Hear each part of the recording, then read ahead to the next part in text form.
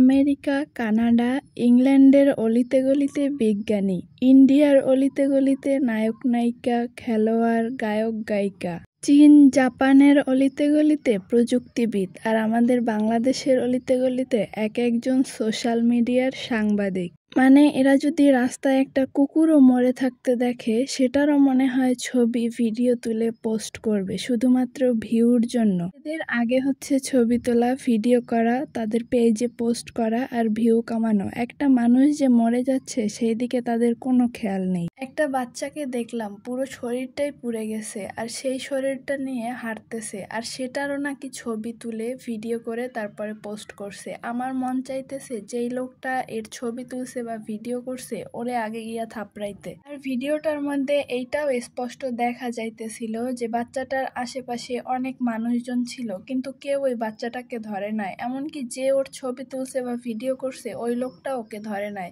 আসলে কি জানেন, আমাদের বাঙালিদের ভিতরে না মানবতা বলতে কিছু নাই। যদি আমাদের ভিতরে একটু পরিমাণেও মানবতা থাকতো, একটু পরিমাণেও মৃত্যুর ভয় থাকতো, তাহলে আগে ওর ছবি বা ভিডিও করা না, আগে ওকে ওইখান থেকে দ্রুত একটা নিরাপদ স্থানে নিয়ে যাওয়া, এরপরে হচ্ছে ওর বাবা মায়ের খোঁজ করা। কিন্তু না, আমরা তো সেটা করিই নাই, উল্টো আরো বাচ্চাটা হাঁটতেছে তারপরে খুঁজতেছে কাউকে তাদের আর কি ছবি তুলতে। আবার শুনলাম নাকি রিক্সায় 5 মিনিটের ভাড়া চাইতেছে 200 টাকা, 300 টাকা। 2 লিটার পানির দাম চাইতেছে নাকি 600 টাকা। আচ্ছা, আমরা কি মানুষ ভাই? আমরা জীবনেও হয়তো মানুষ হইতে পারবো না, আমরা হচ্ছি এক একজন কসাই। মানে যেই দেখলাম কিছু মানুষের দুর্দিন আসছে, কিছু মানুষ বিপদে পড়ছে, তখনই আর কি আমাদের ধান্দা শুরু হয়ে গেল 2 টাকা ইনকাম করার। মানুষের মনে এতটুকু পর্যন্ত ভয় নাই যে আজকে এই যে মানুষকে ঠকাইয়া মানুষের বিপদের দিনে এই যে 2 টাকা বেশি ইনকাম করতেছি, এই টাকা দিয়ে তো তার পরিবারের জন্যই কিছু একটা করবে। তার সন্তানের জন্য হয়তো ভালো কোনো খাবার কিনে নিবে, নয়তো বা ভালো পোশাক নিয়ে যাবে। কিন্তু বাড়িতে গিয়ে যদি দেখে, আল্লাহ না করুক, তার ওই সন্তানটাই আর বেঁচে নাই, তখন সে নিজের কাছে কি জবাব দিবে বলেন?